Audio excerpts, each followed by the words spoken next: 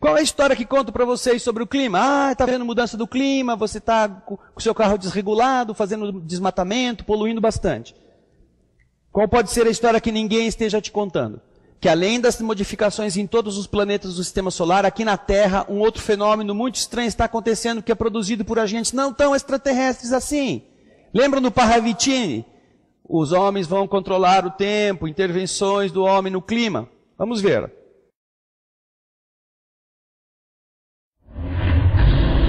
Dr. Brooks Agnew pesquisa a tecnologia de ondas ELF há 30 anos e está convencido de que o efeito do HAARP na ionosfera altera o clima. O HAARP não poderia afetar o jato diretamente, mas indiretamente sim, porque quando empurramos a ionosfera para o espaço, então a estratosfera, que fica embaixo da ionosfera, tem que se mover para preencher essa lacuna. E quando ela se move, pode puxar o jato, redistribuindo em centenas de quilômetros e mudando o modo como a água se move na nossa atmosfera. O Dr. Agnew preparou uma demonstração para provar como o HAARP poderia manipular a atmosfera. Bom, o que nós fizemos foi colocar um gerador de nuvem aqui. É um nebulizador ultrassônico que vai criar partículas de água como as que existem nas nuvens. O que estamos vendo agora é que essa câmara está se enchendo de partículas de água microscópicas. Podemos ver que está quase cheia de vapor de água. Está começando a se condensar um pouco nas laterais. Eu vou ligar isso para que vejam melhor. Temos uma névoa densa, como a que vemos dentro de uma nuvem a 15 mil metros. No fundo da câmara de nuvem, Dr. Agnew construiu um transmissor de ondas ELF, uma versão em miniatura do HAARP. Estamos usando apenas 100 watts. É perfeitamente seguro. Quando o Dr. Agnew liga o transmissor de ondas ELF e começa a lançá-las nas nuvens, elas começam a se mover para o topo da câmara, levando a umidade.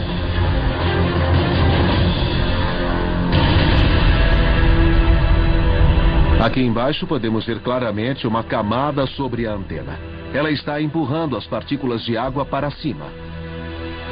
E é exatamente como o HAARP funciona. O HAARP empurra a ionosfera. O que nós fizemos foi empurrar a nuvem para longe da antena do HAARP. E como podem ver, a nossa nuvem desapareceu quase que completamente aqui dentro.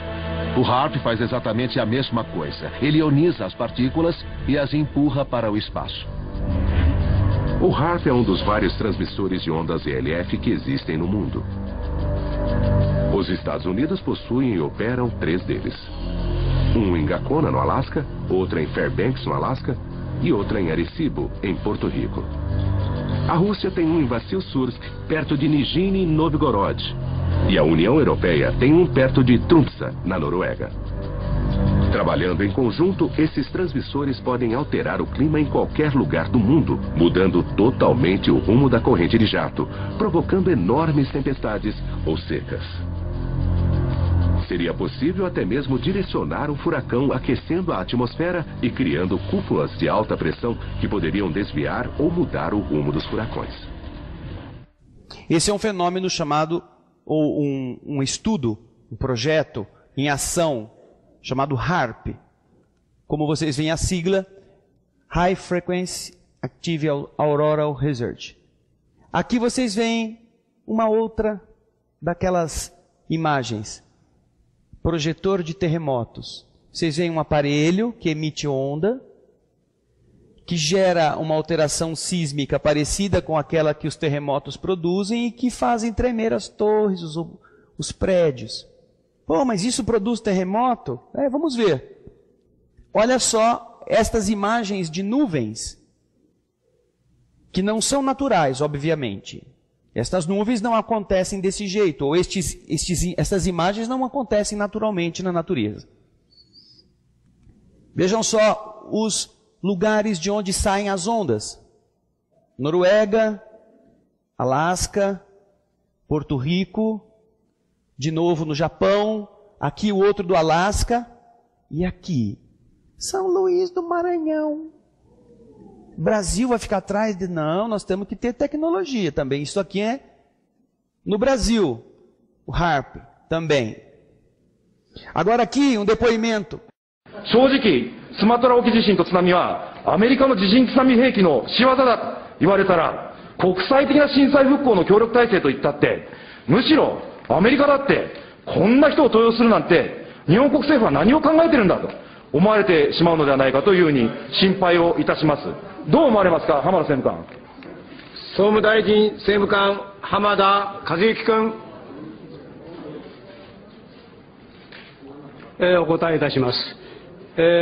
地震兵器とか自然改変装置というのは別にアメリカだけではなくて、旧ソ連も今のロシアも中国も多くの国々がですね、研究開発に余念なく取り組んできた事実があります。でしかも地震あるいは津波、人工的に起こすということは実は技術的には十分可能だと言われているのは国際政治軍事上においては常識化されているわけであります。そういった意味でスマトラ沖の問題にしてもそういう可能性があるということを十分踏まえた上で世界の国際政治の現実ということを捉える必要があるというのが私の基本的な考え方であります。だからといってそのことによってアメリカ政府やアメリカのさまざまな企業が日本のために援助をしない、そんなことは決してありません。現実にさまざまなですね、アメリカの軍の関係の技術、国立のさまざまな研究所からですね、今回の大震災に関して技術的な協力をしたいという申し出が寄せられているという事実があるわけであります。Uma reunião do parlamento japonês em que o ministro que está reconstruindo o Japão informa isto. Não é conversa de boteco. Não é alguém com doideira na cabeça achando que todo mundo está conspirando contra todo mundo que está falando. É um fato divulgado dessa maneira em um parlamento de uma nação. Isto é um evento interessante, atribuído, segundo quem colocou isso, a uma dessas manifestações climáticas anômalas. Não há nuvem no céu, não há nenhuma ameaça de tempestade e começa a ver isto. Na plantação do homem, ele tem uma plantação que é coberta com plásticos. E ele começou a filmar este evento. E por causa do plástico é que nós estamos vendo. Se não tivesse o plástico, nós não saberíamos. Ninguém está vendo tufão nenhum, furacão nenhum. Vocês verão que ele chegará mais perto. Vai filmar o céu, está totalmente azul. Algumas nuvens distantes, olha, mas...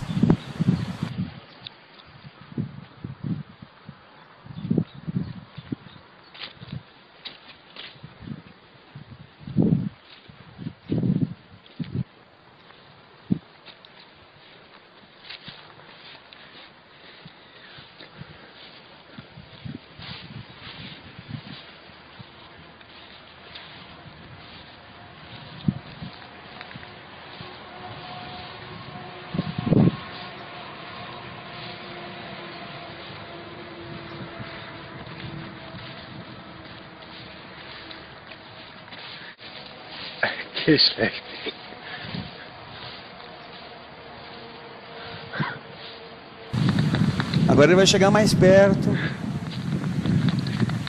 E depois é que vem o legal.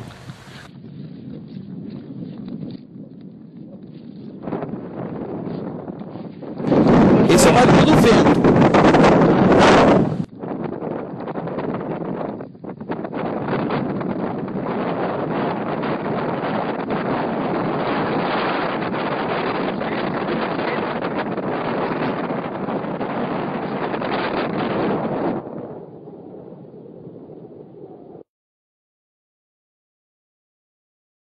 Aí, ó.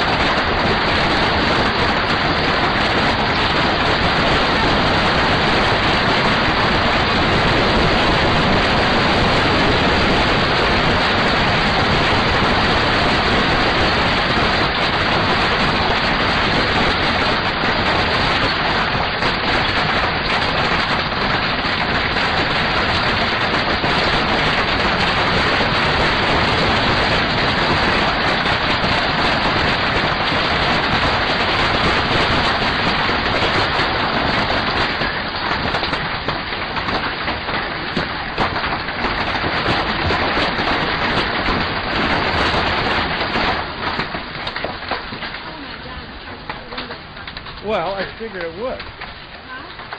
I said I'm not surprised there aren't more windows busted. That was amazing. Segundo as pessoas, esta é uma das indicações de eventos produzidos por aquelas inserções do ser humano na atmosfera, deliberadamente. Bom, e com relação aos fenômenos da natureza, terremoto, tempestade solar, tempestade magnética, Nibiru, planeta X, Chupão, o astro higienizador, nós falamos algumas coisas no ano passado. Vamos dar uma olhada rapidamente. Terremotos de 1900 até 2008. Vocês vão ver uma escala daqui até aqui. Cada uma em uma data. Décadas nessa sequência. A cada 5 anos.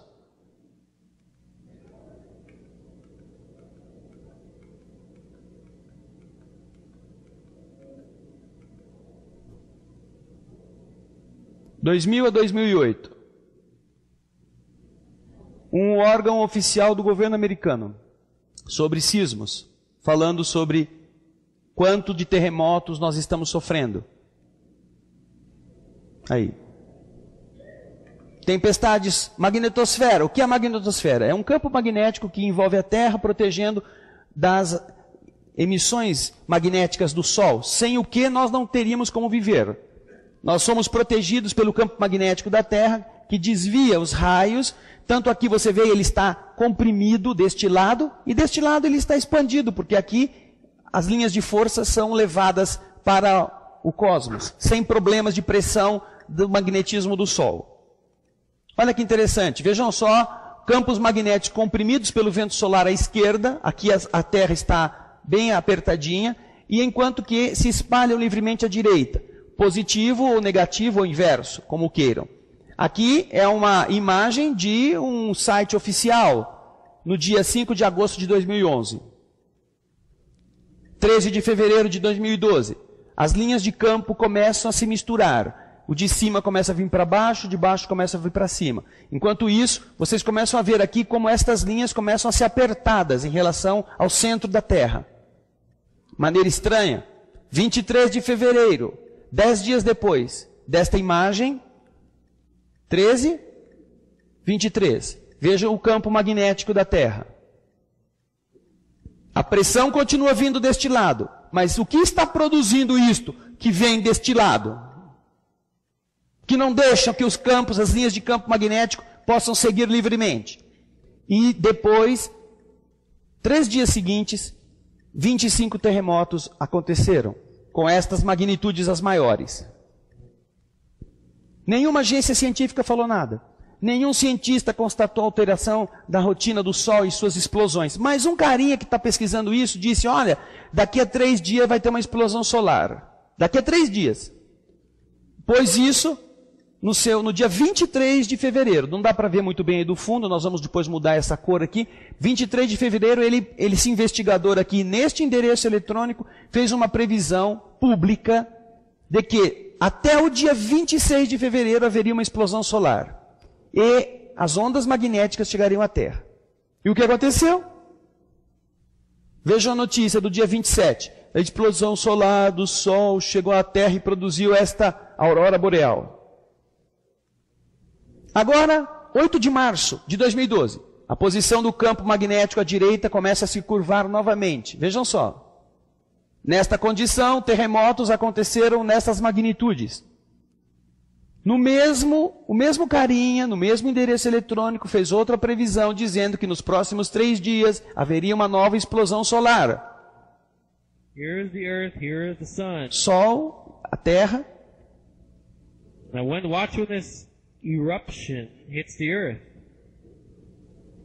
Right here on the 11th. 11 de março, a explosão solar chegando aqui. Ninguém fala nada. Ninguém diz isso. Algumas alterações magnéticas que nós estamos vendo nesse sentido. 25 de dezembro e aqui ao lado a quantidade de terremotos e os terremotos maiores neste período de 3 dias. 25 de dezembro, vejam o campo magnético sendo empurrado no sentido contrário ao do vento solar. 8 de janeiro, 14 de janeiro, 19 de janeiro, 22 de janeiro, 11 de fevereiro, E olha que coisa interessante, quando ele começou a mostrar isso e fazer essas previsões e colocar as previsões na internet e divulgá-las, isto que você viu aqui, com estas imagens tão bem feitas, eram produtos de estudos oficiais, científicos, que eram divulgados por um serviço profissional que tem acesso a essas informações e faz esses mapas. Qual é esse serviço? National Instituto de Informação e Comunicação do Japão. Aqui está o endereço eletrônico, onde esta imagem se encontra. Bastava consultar o NICT e você teria acesso a essas imagens. Depois que esses fatos se tornaram públicos, o serviço de real-time da magnetosfera foi suspenso. Aqui está a informação que eu tirei da internet e pus aqui. Como era antes e como está agora. Suspenso. Agora vem umas coisas interessantes. Prestem bem atenção que são descobertas científicas e notícias para você pensar. Primeiramente, estudo sobre o DNA. Até aqui, nós estávamos vendo coisas ligadas à ciência, astronomia, etc. Agora vamos ver sobre o DNA. Tenho certeza que você nunca ouviu falar da pesquisa desse Dr. Jian Kang-sen. Não é? Raros ouviram falar dele. O que ele está aparecendo do lado do milho? Ah, ele pesquisou um milho japonês. Não.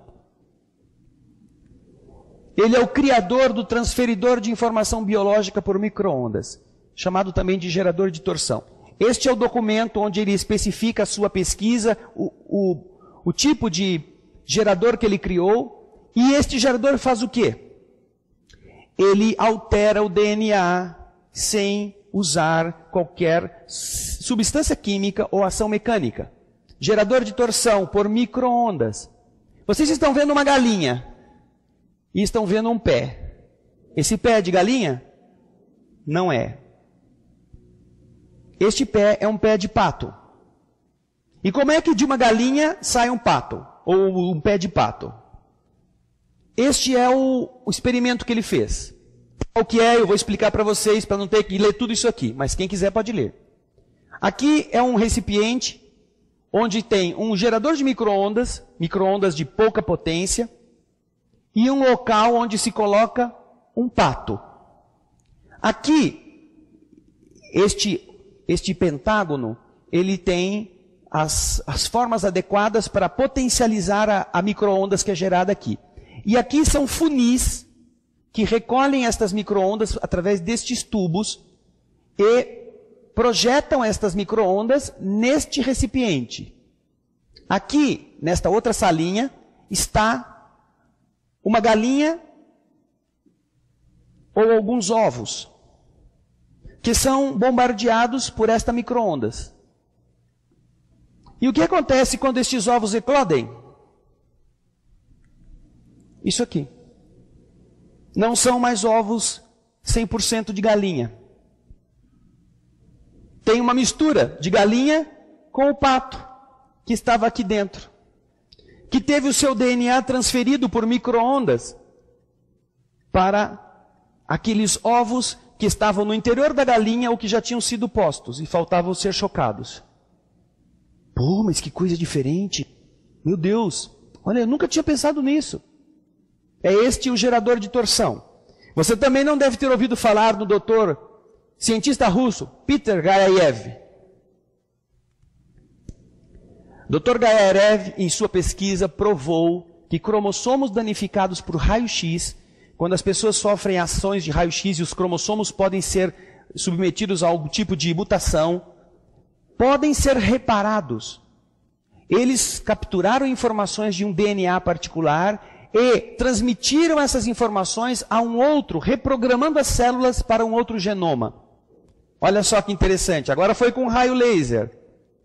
Transformaram, com êxito, embriões da rã, que é um ser evolutivamente mais avançado, em embriões de salamandra, que é um ser evolutivamente menos avançado.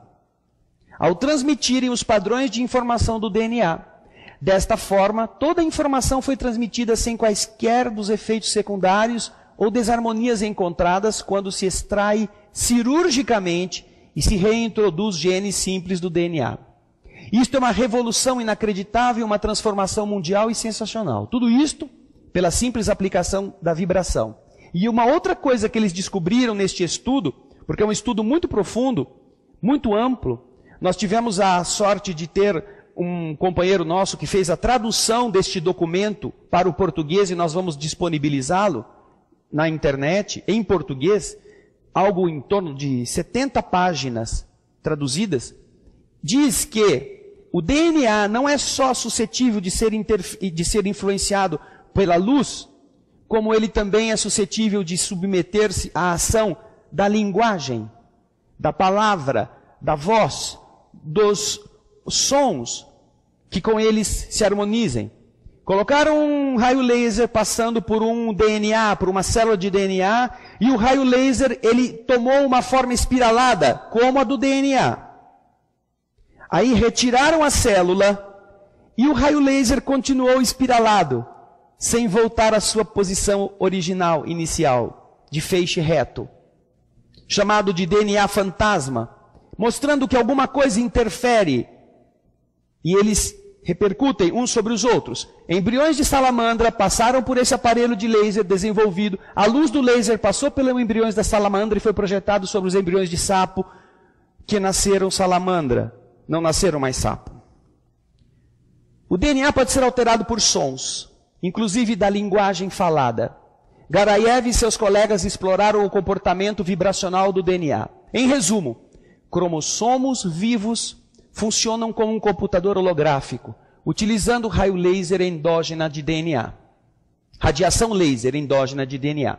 Eles conseguiram, por exemplo, modular determinados padrões de frequência de som em um raio laser que depois influenciou a frequência do DNA e assim alteraram a própria informação genética.